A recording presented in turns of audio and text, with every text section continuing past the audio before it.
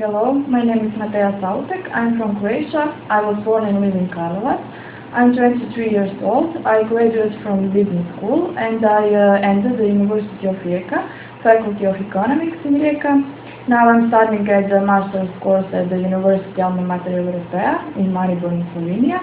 Informatic skills that I know and the English language I'm trying to improve every day. I worked through the student service 1 year as the DM Drogeria Marks, and I worked for months in a bakery as a sales. Jobs that I have ever worked helped me in discovering the work etiquette and the responsibilities, regardless of where the job was.